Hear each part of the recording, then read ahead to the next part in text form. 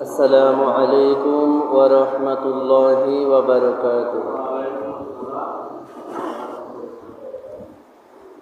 الحمد لله نحمده ونستعينه ونستغفره ونؤمن به ونتوكل عليه ونعوذ بالله من شرور أنفسنا ومن سيئات أعمالنا.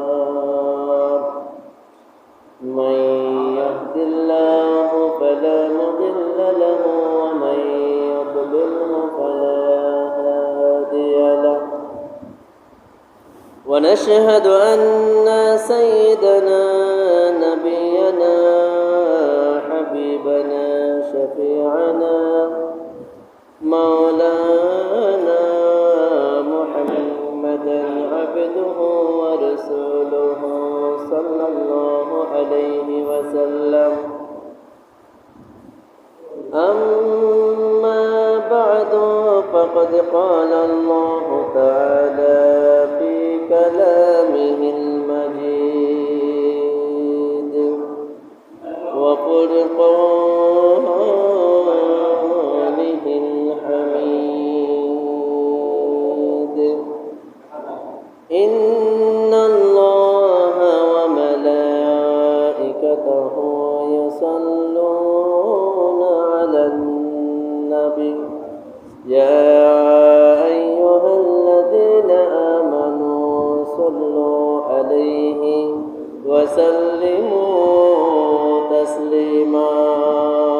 اللهم صل على سيدنا مولانا محمد وعلى آل سيدنا مولانا محمد.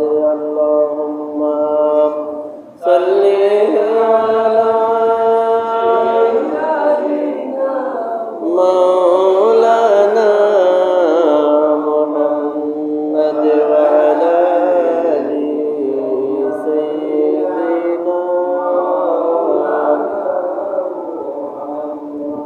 कर लगिया कदरे मन क्यों तो तुम्हारा पन्ना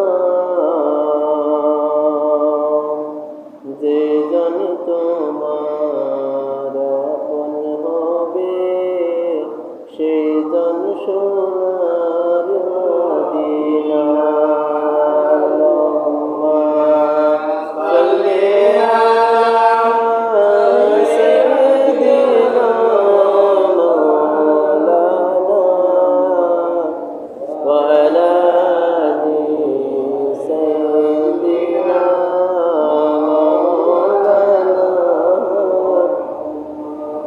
নবীজি আপনার বিরহ বেতায় উম্মতের মনে বড় যন্ত্রণা। স্বপ্ন যোগে দিদার দিয়ে মিটন মনের ভাষণা। আল্লাহুম্মা সাল্লি আলা সাইয়্যিদিনা মাওলানা ওয়া আলা আলি সাইয়্যিদিনা।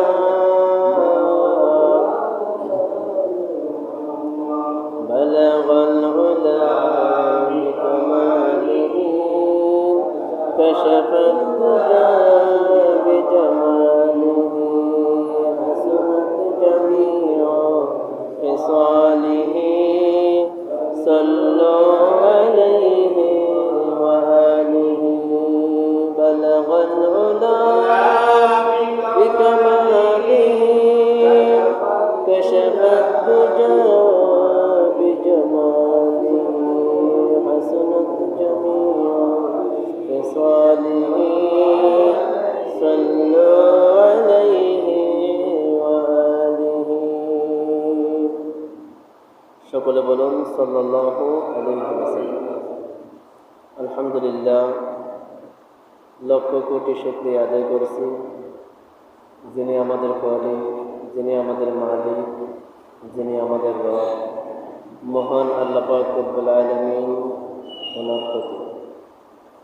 কারণ আল্লাহ পাক রব্বুল আলামিন আমাকে আপনাকে এলাকার অগণিত মুসলমান থেকে যাচাই করে বাছাই করে আপনার আমার মতো কতিপয় পাপী গুনাহগার বান্দাদের উপর খাস রহমত নাজিল করেছেন, যার কারণে সবার আগে আগে আমাদের পক্ষে মহান আল্লাহ পাক রব্বুল আলামিনের পবিত্র ঘর, পবিত্র মসজিদে আসা, বসা, আলোচনা করা এবং শোনা সম্ভব হচ্ছে। সুবহানাল্লাহ। যে আল্লাহ পাক রব্বুল আলামিন আমাদেরকে সবার আগে আগে এত বড় নিয়ামত দান করেছেন, সেই আল্লাহ পাক রব্বুল আলামিন ওনার শাহী দরবারে অন্তরের অন্তরস্থল থেকে সর্বোচ্চ আওয়াজ দিয়ে শুকরিয়া আদায় করে বলি আলহামদুলিল্লাহ। আরো একবার জোরে সোরে বলি আলহামদুলিল্লাহ।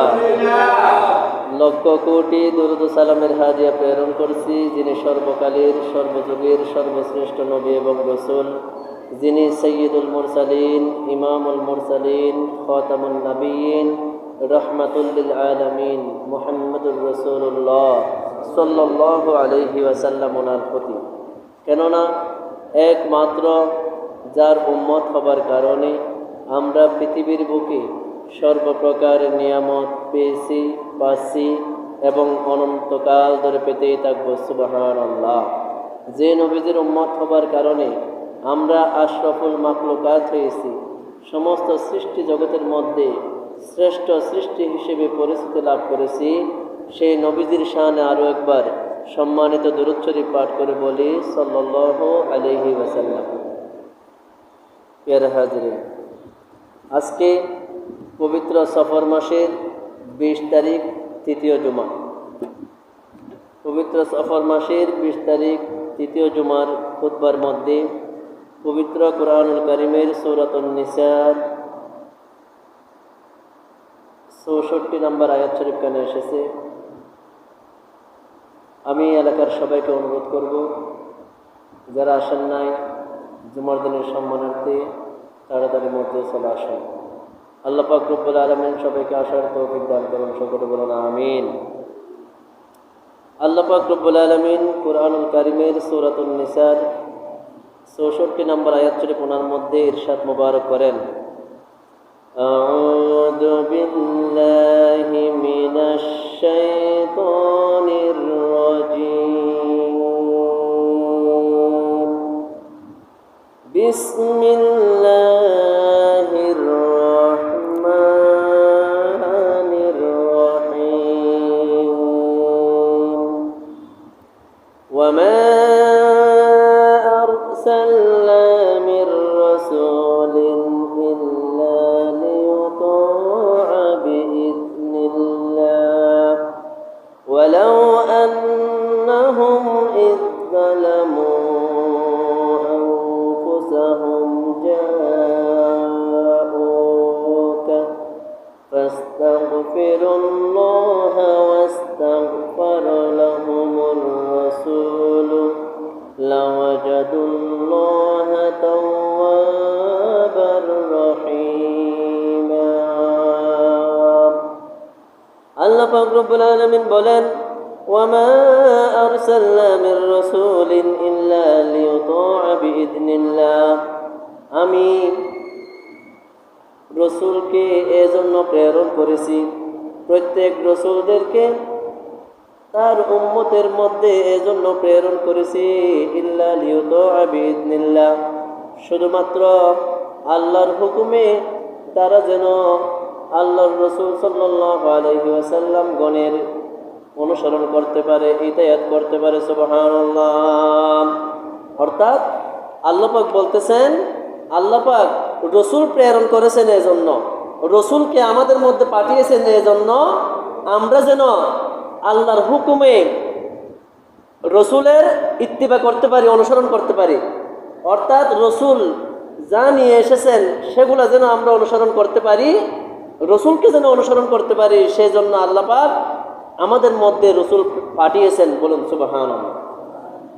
এরপরে আল্লাহ পাক রব্বুল আলামিন বলেন, ওয়ালাউ আন্নাহুম ইয যালামু আনফুসাহুম জাউকা, যখন মানুষ কোনো গুনার কাজ করে, আমার বান্দা বান্দিরা যখন গুনার কাজ করে ফেলে, গুনাহ করে ফেলে, গুনাহ করার পরে তারা যদি রাসূলের কাছে আসে, রসুলের কাছে যদি তারা আসে, ফাস্তাগফিরুল্লাহ, রসুলের কাছে এসে তারা যদি নিজের গুনাহ খাতা ক্ষমা চায় আল্লাহর কাছে, ওয়াস্তাগফারা লাহুমুর রাসূল, এবং আমার রসুল যদি ওই উম্মতের হয়ে আল্লাহর দরবারে ক্ষমা চাই, লাওয়াজাদুল্লাহা তাওয়াবার রহিমা। আল্লাহ পাক রব্বুল আলামিন বলেন, আমার রসুল আমি আল্লাহর দরবারে যদি ওই বান্দার হয়ে সুপারিশ করে ক্ষমা প্রার্থনা করে, আমি আল্লাহ পাক রব্বুল আলামিনকে আমার বান্দারা ক্ষমাশীল এবং দয়ালু হিসেবে পাবে। বলুন সুবহানাল্লাহ। অর্থাৎ এই আয়াত শরীফের হাকিকি শিক্ষা হচ্ছে, আল্লাহ পাক রব্বুল আলামিন রসুলকে এজন্য পাঠিয়েছেন যেন উম্মতরা আল্লাহর হুকুমে রসুলের অনুসরণ করতে পারে। রসুল যা যা দেখিয়েছেন, যেটা করতে বলেছেন, যেখান থেকে বিরত থাকতে বলেছেন, সেগুলো যেন পরিপূর্ণ পালন করে। ওয়ালাউ আন্নাহুম ইয যালামু আনফুসাহুম জাউকা, এবং আমার বান্দারা যখন গুনাহ করে ফেলে, নিজেদের নফসের প্রতি যখন জুলুম করে, গুনাহ করে, গুনার কাজে যখন লিপ্ত হয়, হওয়ার পরে তারা যদি রসুলের কাছে আসে, একটু খেয়াল করবেন, আল্লাহ পাক বলতেছেন, ইয়া রাসূলুল্লাহ, ইয়া হাবিবাল্লাহ সাল্লাল্লাহু আলাইহি ওয়াসাল্লাম, আমার বান্দারা তো সবাই কম বেশি গুনাহ করবে, গুনাহ করার পরে তারা যদি আপনি নবীজির কাছে যদি তারা আসে, এসে ফাস্তাগফিরুল্লাহ, তারা আমি আল্লাহর দরবারে ক্ষমা প্রার্থনা করে ক্ষমা চায় গুনাহ থেকে, ওয়াস্তাগফারা লাহুমুর রাসূল, এবং আল্লাহর রসুল যদি ওই ব্যক্তির হয়ে আল্লাহর কাছে ক্ষমা চায়, বা আল্লাহর রসুল যদি ওই ব্যক্তিকে ক্ষমা করে দেয়, লাওয়াজাদুল্লাহা তাওয়াবার রহিমা, আল্লাহ পাক বলেন ওই আমার বান্দারা আমি আল্লাহ পাককে তওবাকারী এবং ক্ষমাশীল হিসেবে পাবে। বলুন সুবহানাল্লাহ। অর্থাৎ আমরা গুনাহ করার পরে যদি নবীজির, এখন তো নবীজি নাই, নবীজি থাকলে না আমরা নবীজির কাছে যাইতাম, তাহলে এখন কার কাছে যাব? এখন হক্কানি রব্বানি আলেমগণ আল্লাহর ওলির কাছে গিয়ে বা নবীজির ওসিলা দিয়ে যদি আমরা আল্লাহর দরবারে তওবা ইস্তেগফার করি, আল্লাহ পাক অবশ্যই আমাদেরকে ক্ষমা করবেন এবং আমাদের প্রতি দয়ালু হবেন। বলুন সুবহানাল্লাহ। তাহলে আমাদেরকে রসুল সাল্লাল্লাহু আলাইহি ওয়াসাল্লাম ওনার ইতায়াত করতে হবে, অনুসরণ করতে হবে। এই আয়াত শরীফটা নাজিল হওয়ার পিছনে একটি ঘটনা রয়েছে। এর পরের আয়াত শরীফে সূরা নিসার 65 নম্বর আয়াত শরীফ, ওনার মধ্যে আল্লাহ পাক রব্বুল আলামিন এই ঘটনাটি আল্লাহ পাক তুলে ধরেছেন। একবার একজন মুনাফিক এবং একজন ইহুদির সাথে ঝগড়া লেগে গেল, একটা বিষয় নিয়ে দ্বন্দ্ব লেগে গেল। তখন তারা, মুনাফিকটার নাম ছিল বিশর, ওই মুনাফিকটা ইহুদিকে নিয়ে নবীজির দরবারে চলে গেল। নবীজি তাদেরকে ফয়সালা করে দিয়েছে, বিচার করে দিয়েছে। বিচার করার পরে নবীজির বিচার ওই মুনাফিক মুসলমানের পছন্দ হয়নি।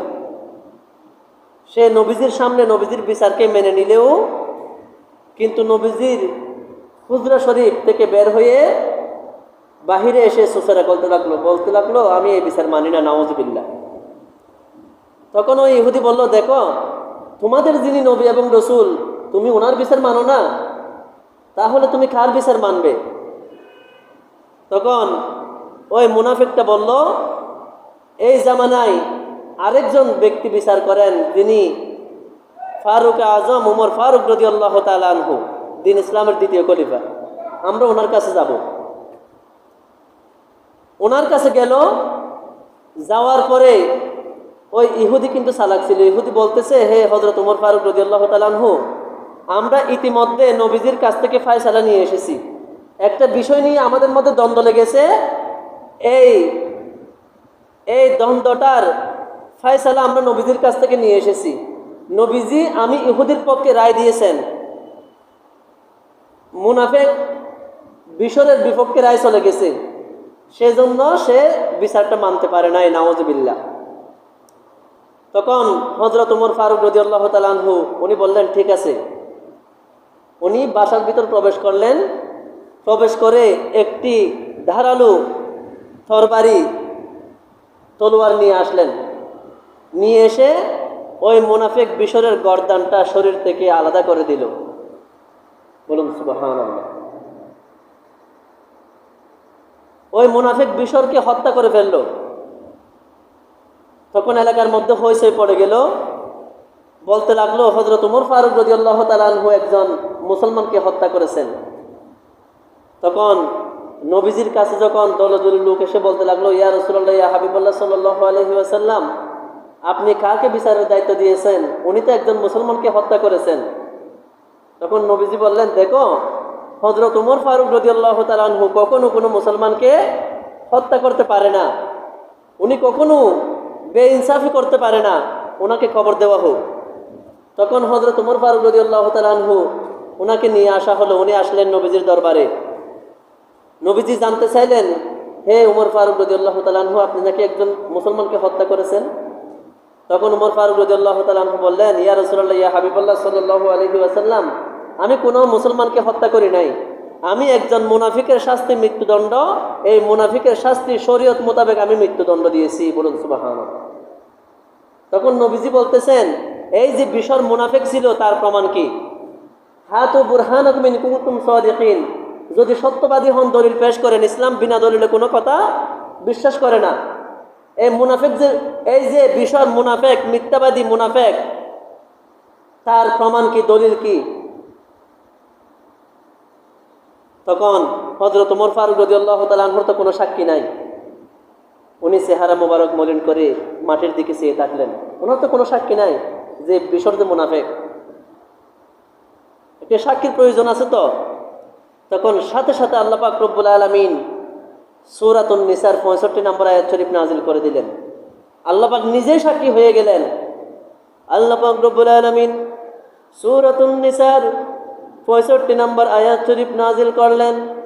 আল্লাহ পাক রব্বুল আলামিন বলেন, ফালা ওয়া রাব্বিকা লা ইউমিনুনা হাত্তা ইউহাক্কিমুকা ফীমা শাজারা বাইনাহুম সুম্মা লা ইয়াজিদু ফী আনফুসিহিম হারাজাম মিম্মা কাদাইতা ওয়া ইউসাল্লিমু তাসলিমা।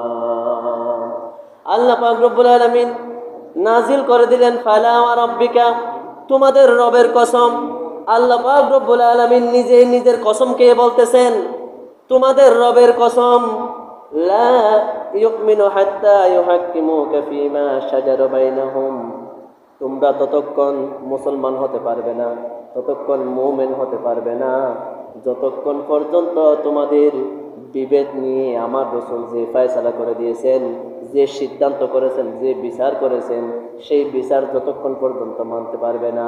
সুম্মা লা ইয়াজিদু ফী আনফুসিহিম হারাজাম মিম্মা কাদাইতা ওয়া ইউসাল্লিমু তাসলিমা। শুধু মানলে হবে না, তুমি নবীজির সামনে নবীজির বিচার মেনেছো, কিন্তু নবীজির থেকে দূরে গিয়ে তুমি নবীজির বিচার মানো নাই, এই রকম মানলে হবে না।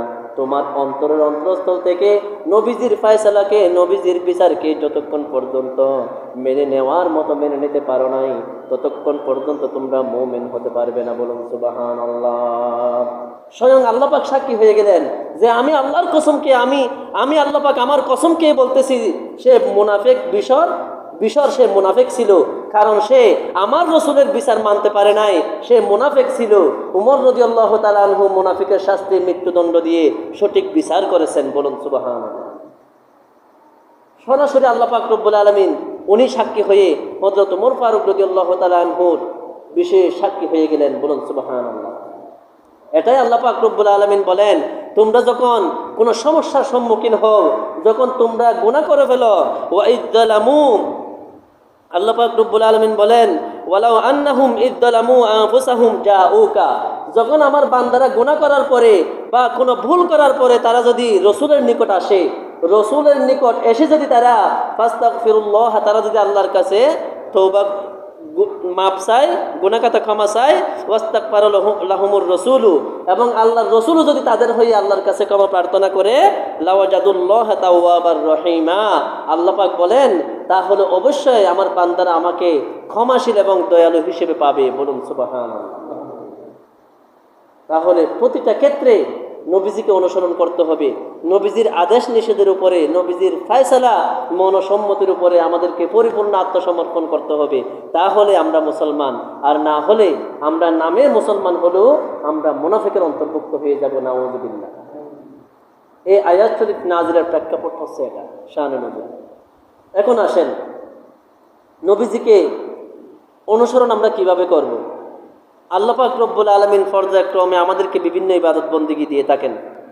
যেমন রমজান মাসের রোজা, তারাবি, এরপর ঈদের নামাজ, এরপর আবার আসা আপনার কোরবানি, এরপর আমাদের এই যে হজ, এরপর আবার আপনার আমাদের প্রত্যেক মাসে এক একটা না হয় এক একটা আল্লাহ পাক বিশেষ বিশেষ দিন আমাদেরকে আল্লাহ পাক দিয়ে থাকেন, যেগুলা নবীজি আমাদেরকে শিক্ষা দিয়েছেন নবীজিকে পরিপূর্ণ অনুসরণের মাধ্যমে নিজের গুনাহ খাতা ক্ষমা করানোর জন্য। এই রকম একটি নবীজিকে অনুসরণের অন্যতম মাস হচ্ছে এই সফর মাস। বলুন সুবহানাল্লাহ। কারণ এই সফর মাস, বিশেষ করে আগামী বুধবার, আজকে জুমাবার, আর 5 দিন পরে 25 তারিখ, 25শে সফর, আর 5 দিন পর যে দিনটা আসতেছে আগামী বুধবার, যেটাকে আখেরি বুধবার বলা হয়, সফর মাসের শেষ বুধবার, আখেরি বুধবার। আপনারা নাম শুনেছেন কিনা? যেটা মানুষ বলে আখেরি সাহার সোমবার। আখের হচ্ছে আরবি শব্দ যার অর্থ শেষ, সাহার সোমবার হচ্ছে ফার্সি শব্দ যার অর্থ হচ্ছে বুধবার। অর্থাৎ সফর মাসের শেষ বুধবারকে আখেরি বুধবার বলা হয়, আখেরি সাহার সোমবার বলা হয়। বলুন সুবহানাল্লাহ। এই দিনটি অনেক আগে থেকে, নবীজির যুগ থেকে আমাদের মধ্যে পালন হয়ে আসছে, কিন্তু কেউ কেউ আবার বলে থাকে এটি একটি বিদআত। বলুন নাউযুবিল্লাহ। আজকে আমরা এই বিষয়টা নিয়ে আলোচনা করব, যেহেতু সামনে এর পরবর্তী জুমায় কিন্তু চলে যাবে আমাদের দিনটা। আখেরি সাহার সোমবার, এটা কোথা থেকে আসলো? হিজরি 10ম হিজরির জিলকত মাসে আল্লাহ পাক রব্বুল আলামিন নবীজির প্রতি ওহী করলেন, ইয়া রাসূলুল্লাহ, ইয়া হাবিবাল্লাহ, আপনি হজ পালন করুন, যেটা বিদায় হজ নামে পরিচিত। আপনি হজ করুন, কারণ আপনি যেভাবে হজ করবেন কিয়ামত পর্যন্ত আমার বান্দারা যেন সেভাবে হজ করতে পারে, আপনি আমার বান্দাদেরকে হজের শিক্ষা দিন। বলুন সুবহানাল্লাহ। না হলে আমার নবীজির হজের কোনো প্রয়োজন আছে? উনি তো সৃষ্টি হয়েছেন জান্নাতি হয়ে। কিয়ামত পর্যন্ত আমরা কিভাবে হজ করব, কিভাবে নবীজিকে অনুসরণ করব, এই বিষয়টি শিক্ষা দেওয়ার জন্য আল্লাহ পাক নবীজিকে হজ করতে বলেছেন। যেভাবে আল্লাহ পাক, যেভাবে নবীজি বলেছেন, সল্লু কামা রাআইতুমুনি উসাল্লি, তোমরা ওইভাবে নামাজ আদায় করো যেভাবে আমি নবীজিকে নামাজ আদায় করতে দেখেছো। নামাজ যেমন আমাদেরকে নবীজি শিক্ষা দিয়েছেন কিভাবে আদায় করতে হবে, কিভাবে আদায় করলে নামাজ হবে, কিভাবে আদায় না করলে নামাজ হবে না, এটা যেমন নবীজি শিক্ষা দিয়েছেন, এই হজের মাসালাটাও আল্লাহ পাক নবীজির মাধ্যমে শিক্ষা দেওয়ার জন্য আল্লাহ পাক ওহী করলেন, আপনি হজ করুন। তখন নবীজি হজে গেলেন। হজ থেকে আসার পরে উনি এই সফর মাসের 3য় সপ্তাহে উনি অসুস্থ হলেন, একটু অসুস্থ বোধ করলেন। অসুস্থ হওয়ার পরে এই সফর মাসের শেষ বুধবার, যেটা আখেরি সাহার সোমবার বলা হয়, আখেরি বুধবার বলা হয়, এই বুধবার দিন সকালে ঘুম থেকে উঠে উনি বলতেছেন, আমার পাশে কে আছেন, একটু মনোযোগ দিয়ে শুনবেন। আজকে আমরা এই বিষয়গুলো না জানার কারণে আমরা বিরোধিতা করি, এখানে বিরোধিতার কোনো কিছু নাই। নবীজি বলতেছেন, আমার পাশে কে আছেন? আমি দীর্ঘদিন অসুস্থ থাকার পরে আজকে আমার শারীরিকভাবে ভালো মনে হচ্ছে, সুস্থ মনে হচ্ছে।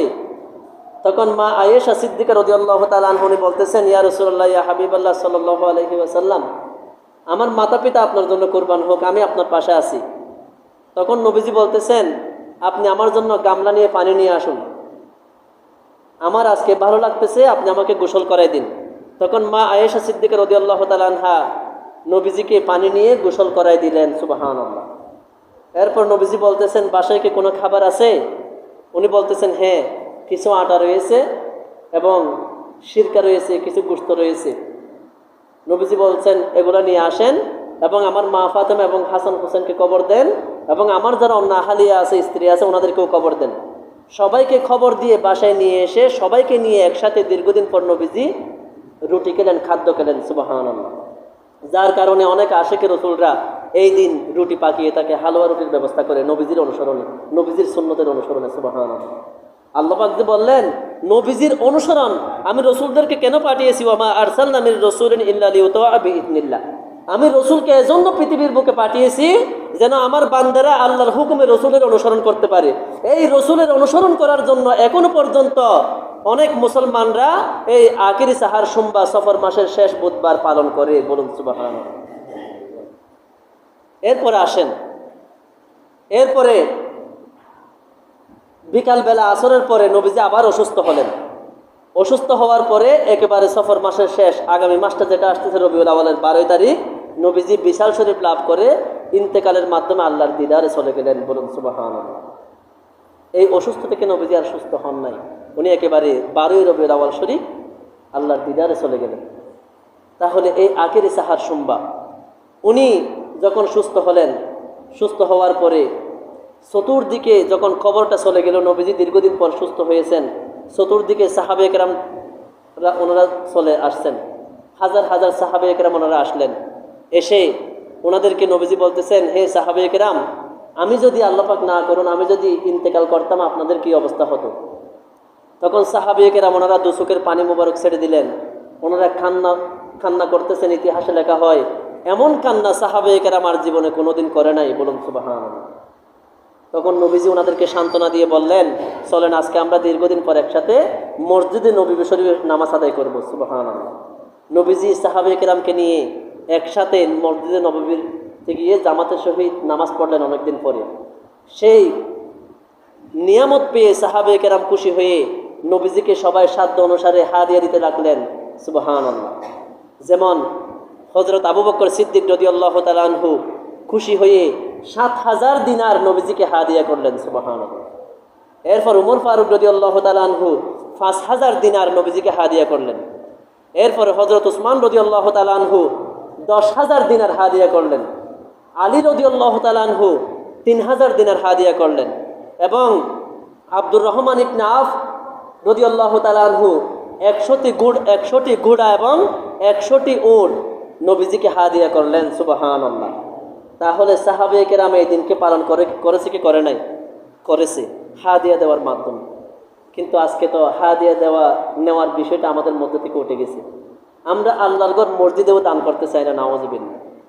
দুঃখজনক হলেও সত্য, এই মসজিদে যে টাকাগুলা আপনি আমি দান করি, জুমার দিন বা অন্যান্য সময় দিই, সেই মসজিদের টাকা দিয়ে যেগুলো টাকা ওঠে, ওই টাকা দিয়ে আমার হাদিয়া পর্যন্ত দিয়ে শেষ করা যাবে না।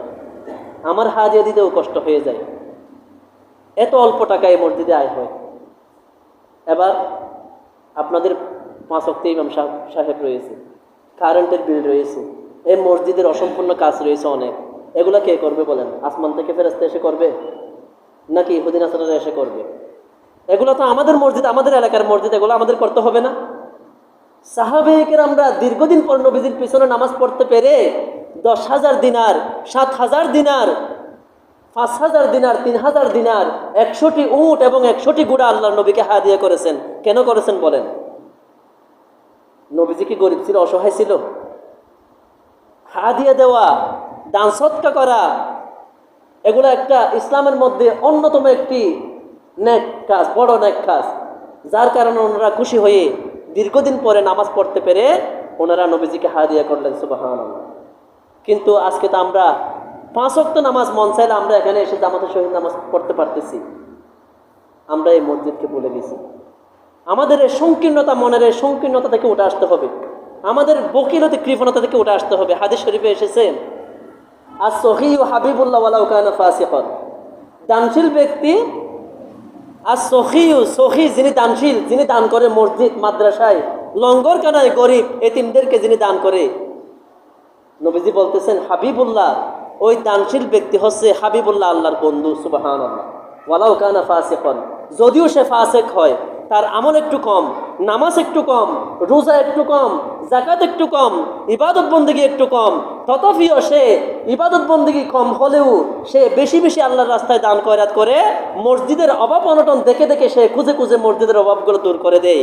আমার নবীজি বলতেছেন সে হচ্ছে হাবিবুল্লাহ, সে আল্লাহর বন্ধু। বলুন সুবহানাল্লাহ। ওয়াল বাখিলু আদুউল্লাহ ওয়ালাউ কানা আবিদান, আর যে বকিল, যে দান করে না, মসজিদের অভাব দেখার পরেও চোখটা বন্ধ করে রাখে, বোঝার পরেও সে না বোঝার বান ধরে থাকে, এইরকম বকিল কৃপণ ব্যক্তিকে বলা হচ্ছে ওয়াল বাখিলু আদুউল্লাহ। এই বকিল ব্যক্তি, কৃপণ ব্যক্তি হচ্ছে আল্লাহর শত্রু। বলুন নাউযুবিল্লাহ। ওয়ালাউ কানা আবিদান, যদিও সে দানশীল হোক না কেন, না যদিও সে ইবাদত বন্দেগী করুক না কেন, যত ইবাদত বন্দেগী করুক না কেন, সারাদিন আপনি সিজদার মধ্যে পড়ে থাকেন, তসবিহ নিয়ে আল্লাহ আল্লাহ জিকির করেন, যদি আপনি বকিল হন, দান খয়রাত যদি না করেন, মসজিদের অভাব অনটনগুলো যদি আপনার চোখে পড়ার পরেও যদি আপনি না দেখার বান ধরে থাকেন, তাহলে নবীজি বলতেছেন সে হচ্ছে আল্লাহর শত্রু। বলুন নাউযুবিল্লাহ। আজকে আমরা আল্লাহর বন্ধু হতে পারি নাই, আমরা আল্লাহর শত্রু হওয়ার কারণে আজকে আমাদের ইবাদত বন্দেগী মজা লাগে না, আমাদের সমাজ থেকে অভাব অনটন যায় না, দুঃখ কষ্ট যায় না, খুন রাহাজানি সুর ডাকাত এইরকম বাইরে বাইরে হানাহানি কুনাকুনি, এগুলা কেন? আমরা আল্লাহর শত্রুতার মধ্যে পড়ে গেছি। বলুন নাউযুবিল্লাহ। একটাই কারণ, আমরা বকিল হয়ে গেছি, আমাদের অন্তরটা সংকীর্ণ হয়ে গেছে, আমরা কৃপণ হয়ে গেছি। আমাদেরকে এখান থেকে উঠে আসতে হবে। এই যে সাহাবায়ে কিরাম আখিরি সাহার সোমবার, এই যে আগামী বুধবার, এই যে তারা স্বতঃস্ফূর্তভাবে যারা ইসলামের প্রধান 4 জন খলিফা, ওনারা এই দিনটি পালন করেছেন হাদিয়া দেওয়ার মাধ্যমে। তাহলে আল্লাহ পাক তো কি বলেছেন একটু শুনবেন। এই দিন যারা এভাবে হাদিয়া দেওয়ার মাধ্যমে পালন করবে, দান খয়রাতের মাধ্যমে পালন করবে, তাদের জন্য কি সুসংবাদ আল্লাহ পাক রেখেছেন।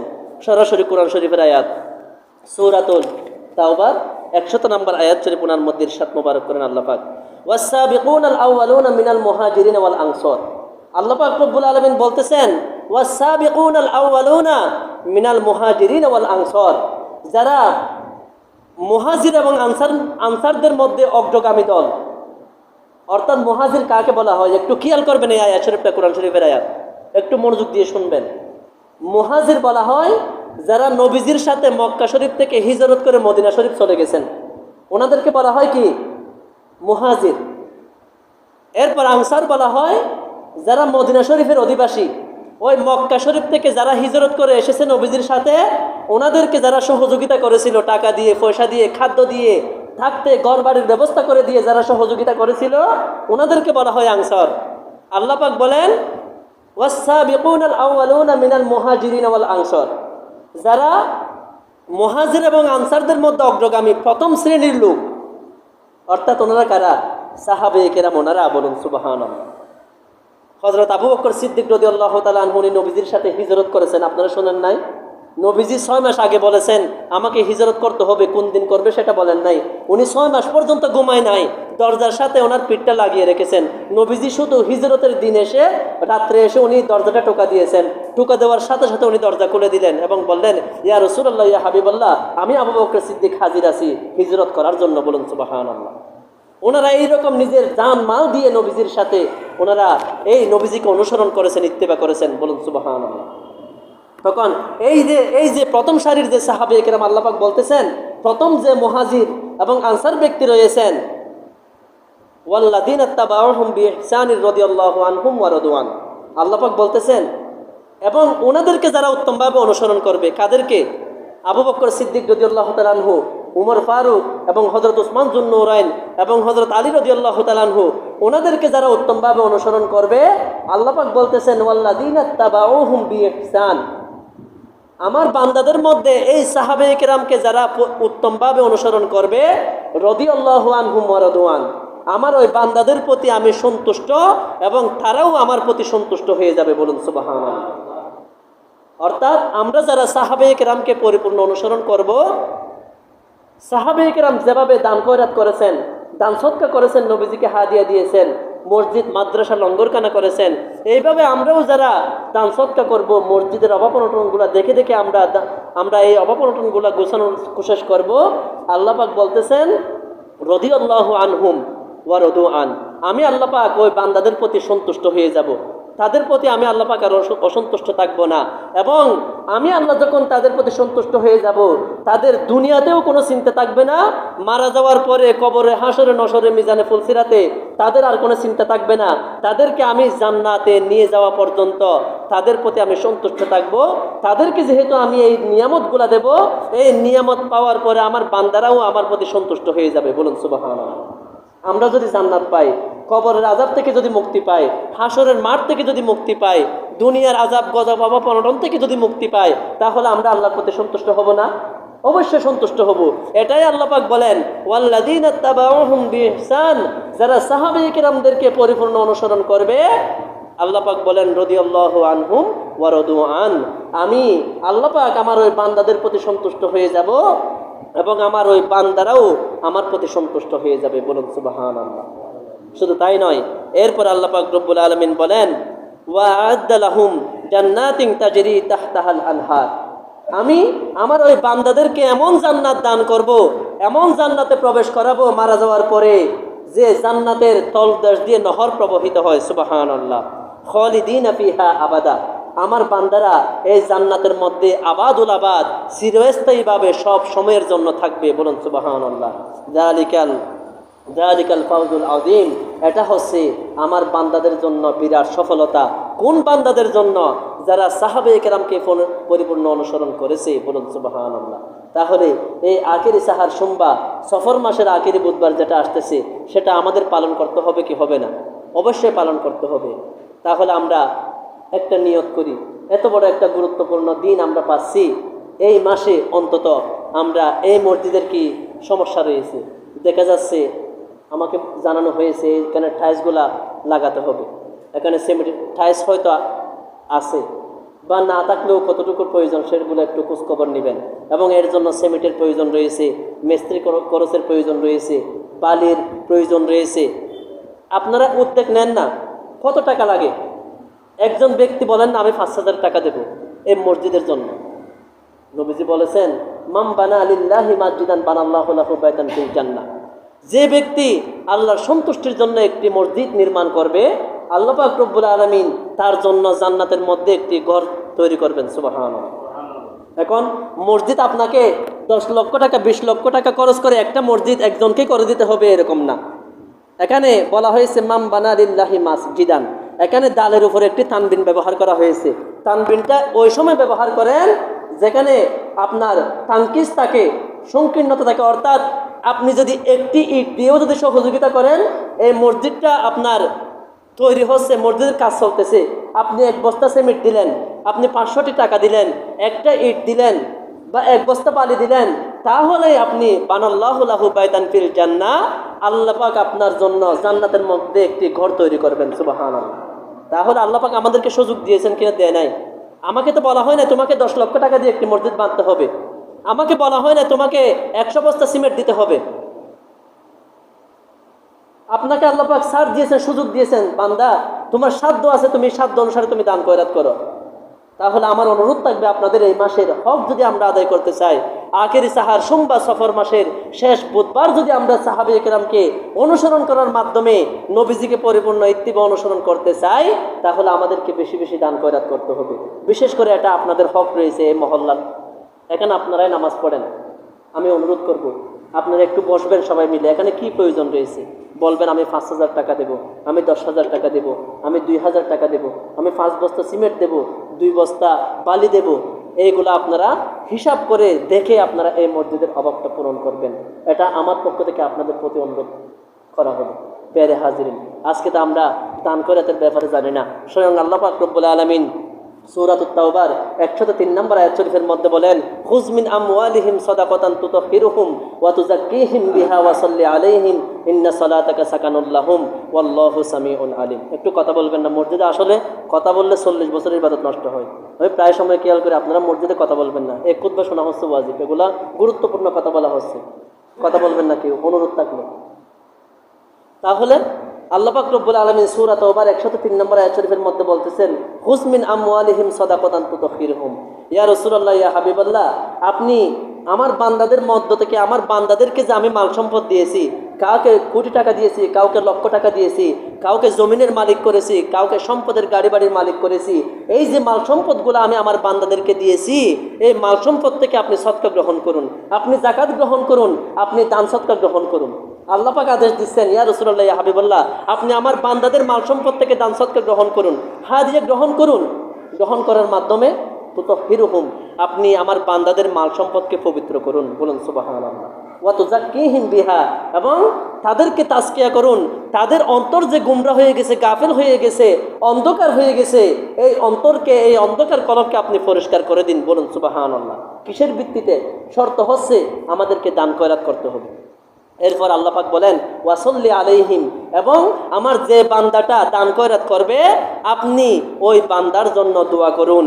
আজকের খুতবার মধ্যে যে এসেছে, আজকের খুতবার মধ্যে যদি আল্লাহ পাক রব্বুল আলামিন বলেন ফাস্তাগফিরুল্লাহ, আপনি নবীজির দরবারে এসে তারা যদি আমি আল্লাহর দরবারে ক্ষমা চাই, অর্থাৎ আপনি নবীজির কাছে দান সদকা পাঠানোর পরে আপনি নবীজির হাতে বা এইরকম মসজিদ মাদ্রাসায় দান খয়রাত করে যদি তারা আমি আল্লাহর দরবারে ক্ষমা চাই, ওয়াস্তাগফার লাহুমুর রাসূলু, এবং আপনি নবীজি যদি তাদের জন্য ক্ষমা চান, এই যে ওয়াসল্লি আলাইহিম, অর্থাৎ তাদের জন্য দোয়া করুন। নবীজি যদি আমাদের জন্য দোয়া করেন, আল্লাহ পাক বলেন লাওয়াজাদুল্লাহ তাওয়াবার রহিমা, আমি আল্লাহ পাককে আমার বান্দারা ক্ষমাশীল এবং দয়ালু হিসেবে পাবেন। বলুন সুবহানাল্লাহ।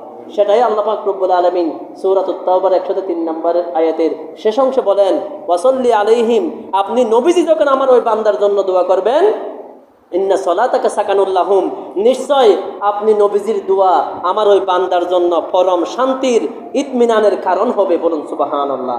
অর্থাৎ আপনি নবীজি যখন আমার ওই বান্দার জন্য দোয়া করবেন, আমি ওই বান্দার জীবনে আর কোনো সমস্যা রাখবো না, অভাব অনটন রাখবো না।